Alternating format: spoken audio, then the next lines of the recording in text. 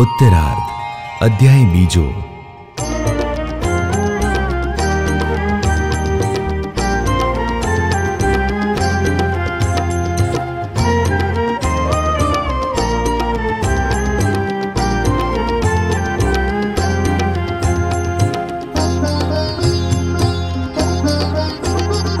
श्री पुरुषोत्तम प्रगट प्रभु थया मुक्त रूपे ते अनूप, करे यज्ञ करुणा करी सहुने थावा सुख रूप।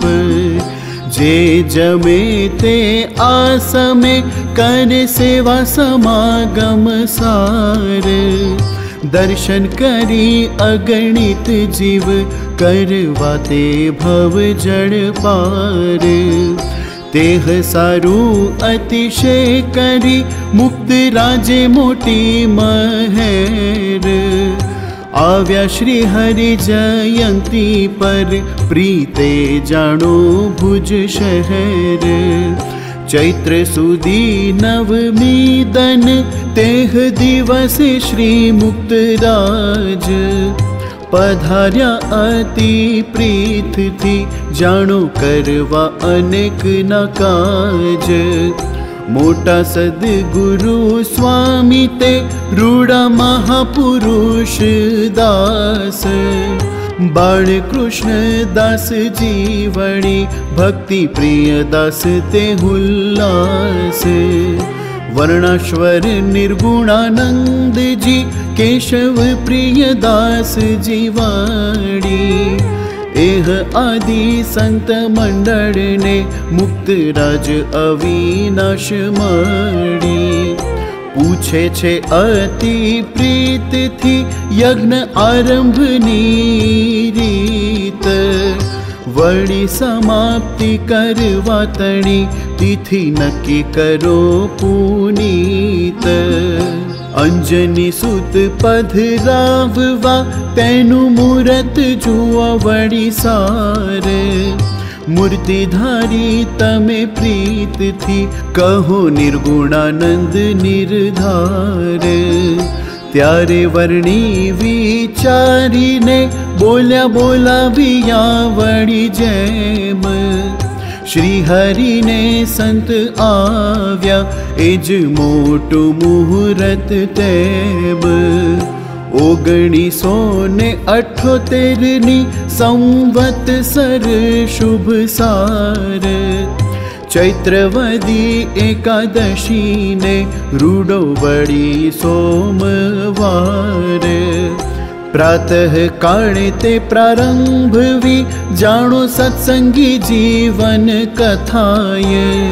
श्रोता जन जेह सांभळे तेनो तरत मोक्ष ते थाय। वैशाख सुदी त्रीजनो मुहूर्त छे उत्तम अति, ते दिवस पधराववा जानो अंजनी ना सूत यति। भीड़ भंजन पधरावीने कहूँ करवी समाप्ति जरूर। क्षत्रिय जानो सेवा माही हनुमान जी बेसारवा हजूर। यज्ञ आरंभ पूरो थशे अपाशे आहुतियो सार। लाखों लेखे देवता वड़ी तृप्ति पामशे अपार। भात भात ना भोजन कहूँ भक्त जमशे करी प्रीत। भक्त भेड़ा भगवान पोते जमशे जानो खचित। महाराज ने वड़ी मुक्त नो ऐकात्म्यपणु जानो घाणु।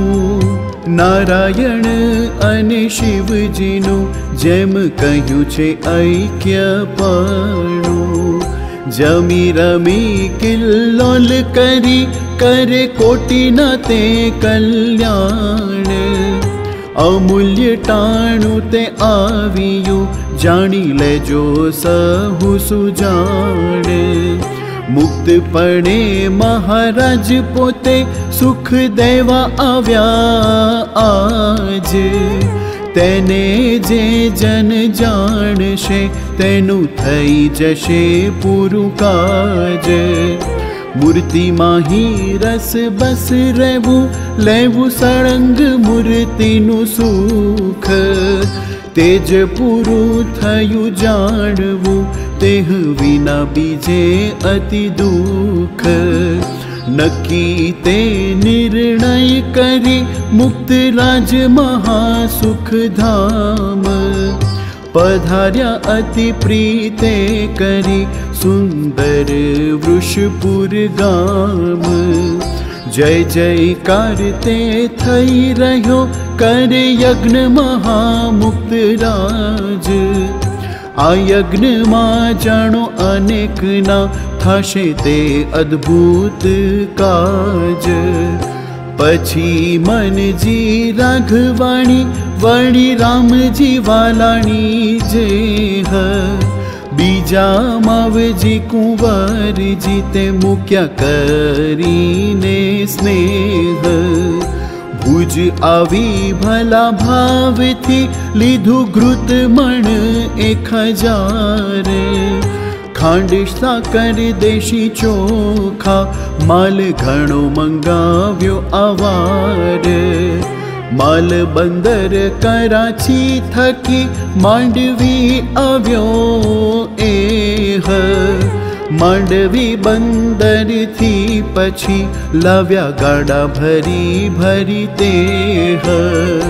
गामडाना गाड़ा घणा घणा गाड़ा वृषपुर गाम।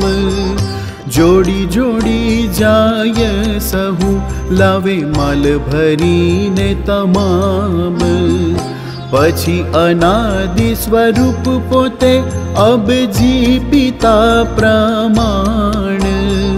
पधार्या जाणो रामपुर मां जोई हरिजन तणी ताण।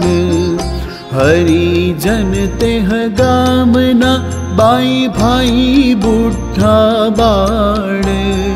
बापा श्री ऊपर सहुने प्रेम ते अति विशाळ। नीर स्नेही जेम मीन ने चंद्र स्नेही ते चकोर। हरि मेरे हारल लकड़ी पकड़ी अतिशय जोर। तेम दृढ़ आत्मबुद्धि वड़ी प्रीति अति प्रमाण। माइक सुख ने मेलिया काक विष्टा तुल्य जान। अनादर पिंड ब्रह्मांड नो कर्यो छे जने अपार। अहोनिश प्रत्यक्ष प्रभुनी कथा करे करी प्यार। कीर्तन गाय अति तान मां ध्यान मां रहे सदाय। भजन करे वड़ी भाव थी रहस्य वात कराय।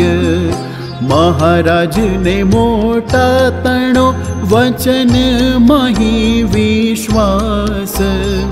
देहना सुख दुख ने कहूँ गणे नहीं के दीदास। आळस निंद्रा त्याग करी सत्संगी संबंधी सेव। करे छे तत्पर थई जाणो साचवे रूढ़ी टेव। धर्म नियम आज्ञा माही रहे सदा अति होशियार। काय नहीं कीर्तन करता भाविक बहु नर नार। कर्यु छे कुर्बान जने देह गेह धरा धाम। एवा हरिजन शिरोमणि छे रामपुर नाते तमाम। भक्ताधीन ने भय हारी भक्त जन नो जोईने भाव। जाय घणी वार मुक्तराज ते रामपुर करी उच्छाव। सेवाने समागम तणु दिए अपरम पर सुख। मुक्तराज बापा श्री प्रीते जाणो पधारी सन्मुख। आसमे पण हरिजनो संत मंडळ ते निर्धार। आव्या हता घणा घणा रामपुर करी सहु प्यार। वचनामृतनी कथा हती 7 दिवसनी सुख रूप। ते सारु सहु त्या मळ्या हरिजन सुर नर भूप। आव्या अतिशय उमंग थी संत भक्त अपरम पार। ब्रह्म यज्ञ वणि योग यज्ञ ज्ञान यज्ञ थाय अपार। देवा दर्शन दान ने जानो पधार्या जीवन प्राण। मुक्तराज छे महामोटा अब जी पिता ते सुख खाण। अपार दयाळु दीन बंधु वड़ी सुख दाता सुख भंडार। करुणा कंद कोमल अति कर सुखिया अपार। मनोरथ निज मुक्त ना पूरा कर्या ते करी प्रीत। परमानंद अति पमाड़िया संत हरिजन सहित। बहु सुख आपी आविया वृषपुर पीता प्रमाण। यज्ञ करवा तणी घणी वात करी श्याम सुजाण। सुनी सहु सत्संगी जन पाम्या हरख अपार। मुक्तराज ते वृषपुर मा यज्ञ करे छे निर्धार। जासु सहु सेवा माई करशु दर्शन अनूप। महायज्ञ मोटो थाशे सहुने अति सुख रूप। आवी वातो हरिजन मळी करे हित माही अपार। समागमनु सुख लेशु जाणो वृषपुरे कहूँ निर्धार। मुक्तराज छे अति मोटा अब जी पिता ते प्रमाण।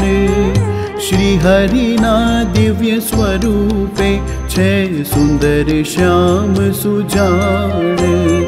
स्वतः सिद्ध महासुखकारी जानो सहुना सुख दातार।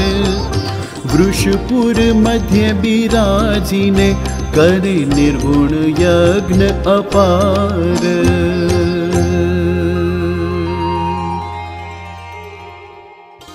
इति श्री सहजानंद स्वामी चरण कमल सेवक शिष्य निर्गुणानंद वर्णी रचिते अनादि मुक्त चरित्रामृते उत्तरार्धे बापाश्रीए संवत 1978 यज्ञनो आरंभ करवा धार्यो ते समय रामपुरे वचनामृतनो पारायण थयुं।